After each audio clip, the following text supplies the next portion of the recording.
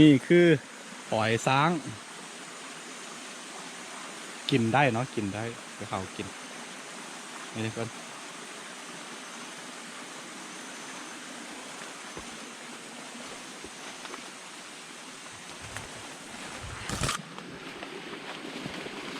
กราบสบายดีแล้วก็สวัสดีทุกคนที่กำลังติดตามพักโซมเรายินดีต้อนรับสู่ซองอาคาน้อยคือวันนี้เราอยู่ป่ากันทุกคนบ่แปลกเนาะหลายคนอาจจะคุ้นเคยกับตัวนี้เนาะคือเรามาเก็บมักไฟกันนะนี่มักไฟปลาสุกแล้วคือเราเคยมาไทยพี่เคยมาพี่เราก็เห็นเนาะประมาณ1 เดือนที่แล้วนะแต่ว่าตอนนั้นยังบ่สุกตอนนั้นยังอ่อนอยู่แต่ว่าตอนนี้มันสุกแล้วนี่ตัวกระรอกหรือว่าตัวอีเห็นมันยังกินเยอะแยะทุกคนเลยตอนนี้เราสิขึ้นไปเอามันสิขึ้นไปปากหลายๆโอเคแล้วขึ้นไปกันฝุ่นเนาะต้องเวลาปีนขึ้นต้นไม้ช่วงหน้าฝุ่นแบบนี้ต้องระมัดระวังคันตกลงมานี่ถึงตายว่ามันค่อนข้างสูงทีเดียว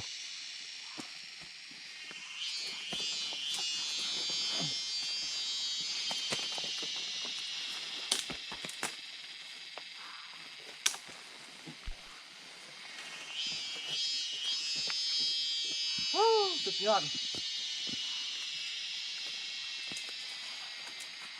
นี่มันล้นมันละ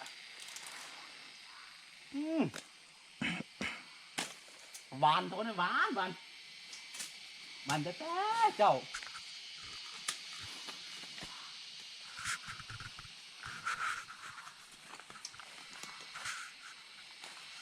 ไอ้ทุกเลยสักnó phải thôi nhà dép chạm lên đi หวานหวานอ่ะcho đó ai phải ta tem mình taไอ้ยี่ปัว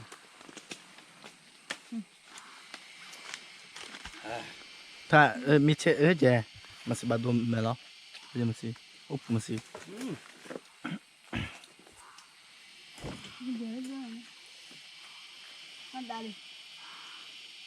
ai ai cái mình nữa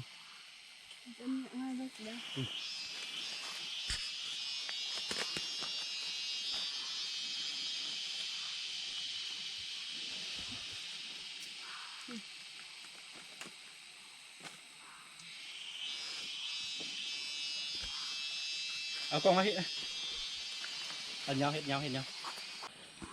นี่ตอนนี้เราอยู่บนต้นไม้เนาะบนต้นมะไฟนี่เหลืองแดงเลยนี่มันสุกแล้วทุกคนมะไฟป่ามีหอยกระรอกเห็นมันยังกิน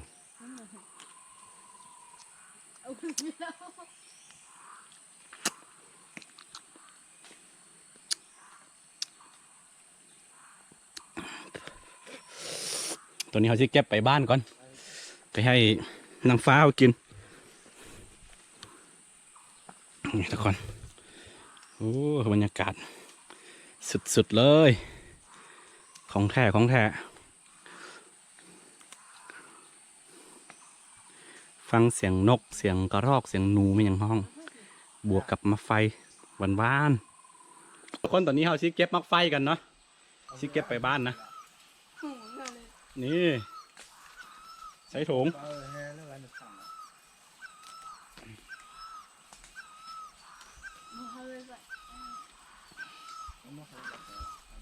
โอ้สุดยอด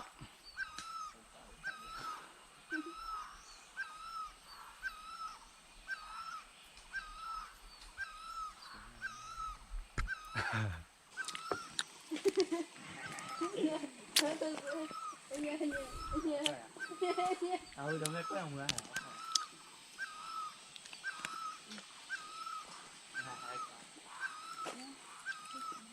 คือมักไฟนี่มันจะสุกแต่อันนั้นเนาะแต่ต้นพนนาขึ้นไปปลายมันขั้นตอนของมันหวานนี่หลีพี่น้องนี่ให้กล้องนี่ครับกินหรือว่าครับแบบรสชาติของมันได้เนาะอาจจะคักอยู่ อันนี้ประเภทน้อยๆหนึ่งแต่ว่ามันหวานนะ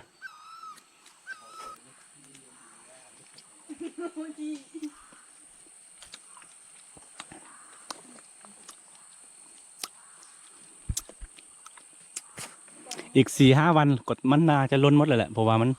ค่อนข้างสุกแบบอันนั้นเนาะจับได้หนึ่งมันแตะได้หนึ่งมันกดล้นหมดนะนี่มันสุกดีพอดเอาเคยมาพี่เหมือประมาณ1 เดือนหรือว่า1 เดือนที่แล้วมันแหละตอนหน่วยมันอ่อนๆอยู่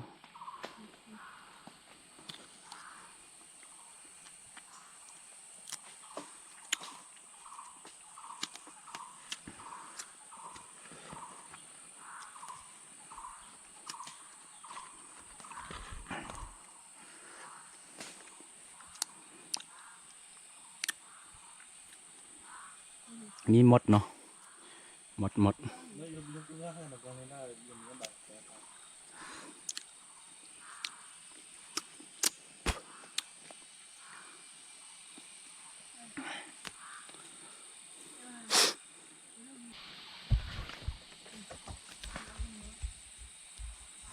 เอาสิเก็บให้มันเต็มถุงนี่แหละเต็มถุงอาค่านี่แหละแล้วก็จะกลับไปบ้านเนาะมีมดหลายพี่น้องไหมมด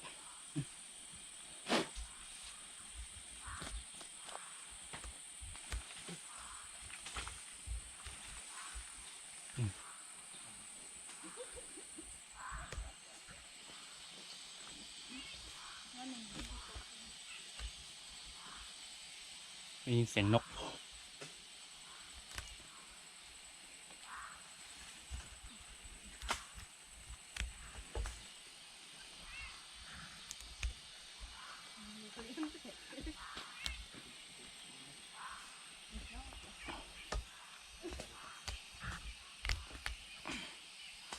เป็นพวงโอ้อ่อนซ้อนใกล้เต็มถุงละ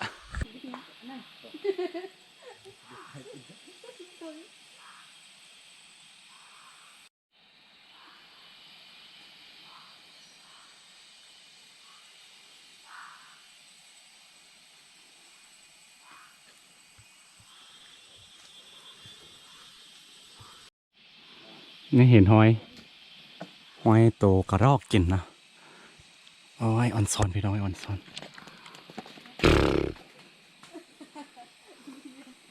หลายเลยหาว่าเก็บเดี๋ยวมันก็สิล้นหมดละ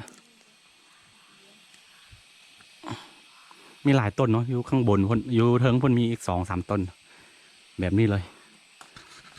แต่ว่ารสชาติของมันจะต่างกันนิดนึง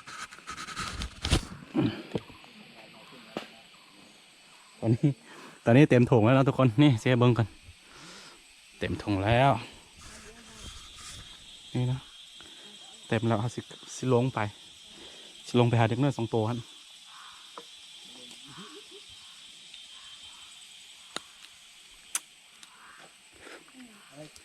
ตัวนี้ประมาณ5 โมงแรงแล้วได้ยินเสียงจักรจานห้องบ่ออนซอนพี่น้อง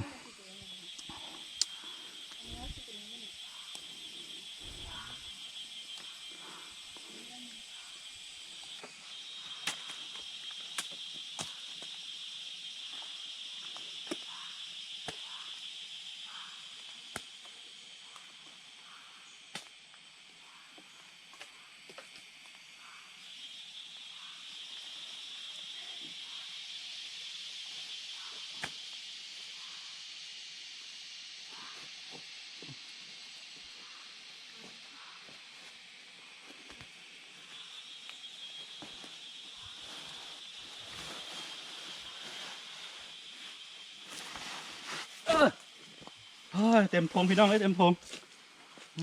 ตามที่กินเอานี่แหละนี่คือมาไฟปลารสชาติของมันแบบค่อนข้างหวานมันมีหลายประเภทนะบางต้นก็ส้มตัวนี้ก็หวานนะอะไรมือ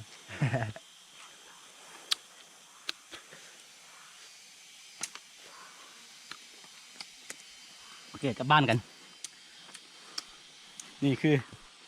ความภาคภูมิใจที่ได้เกิดมาเป็นอาคาเนาะนี่คือถุงอาคาเนาะกันเวลาอาจจะเปลี่ยนไปนะว่าความเป็นอาคาที่อยู่ในตัวตนของคนอาคาหลายๆคนเนาะบ่แม่นได้ค่อยหรอกหลายๆคนเนาะบ่มีวันเปลี่ยนไปแล้วก็จืดจางอาคาเหมือนเดิม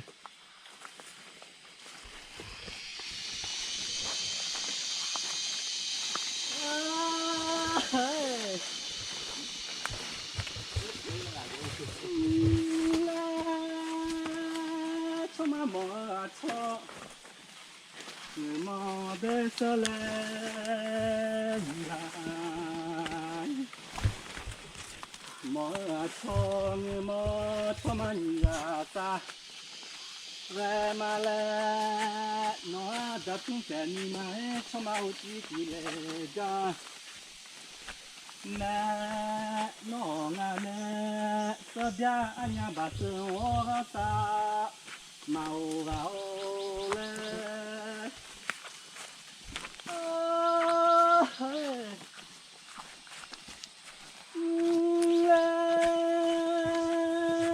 นางเสีย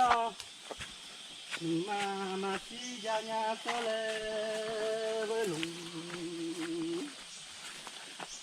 เสียหนุ่มมาสิยาดูลุงมาสิยาละน้อยดัดทุ่งแสนนี่ห้องใหญ่ชมาอุจิจิเลยเจ้าแม่น้องอ่ะแม่เสื้อยามือลูกเอาแล้วเฮ้ย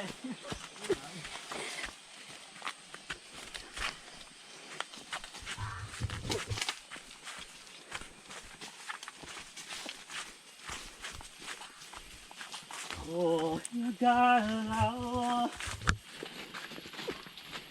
งานโน้ตเนมอยามาสีลงขานอนกาไงคือแบบวิธีกันขับลามแบบดั้งเดิมของคนอาขาเนาะแบบประมาณนี้เนาะคือในเมื่อก่อนเนาะในสมัยโบราณแบบคนอาขาจะชักขับลามใส่กันแบบนี้เนาะแบบผู้หญิงกับผู้ชายเนาะเวลาแบบไฟยิงกำลังเดินทางจับไฟยิงกำลังเดินทางกลับจากกันไปหายไปส่วนมันยังกลับมาแล้วก็ไฟไส้ก็ไปหายิงนกยิงฮอกมันยังกลับไปนะแล้วก็ได้ยินเสียงไฟยิงห้องอยู่เขานั้นเนาะเขาก็จะห้องตอบกันไปเนาะประมาณนี้เนาะแล้วก็แบบบ่มีการเขียนเนื้อเพลงปะเนาะหรือว่าบ่มีการแบบเขียนเนื้อมันปะนะแบบ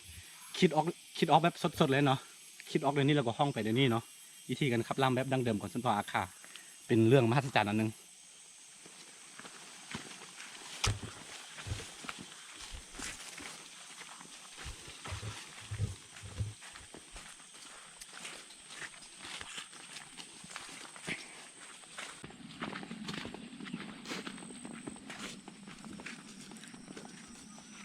โอเคทุกคนตอนนี้เราก็ออกมาเส้นทางหลวงเลยเนาะ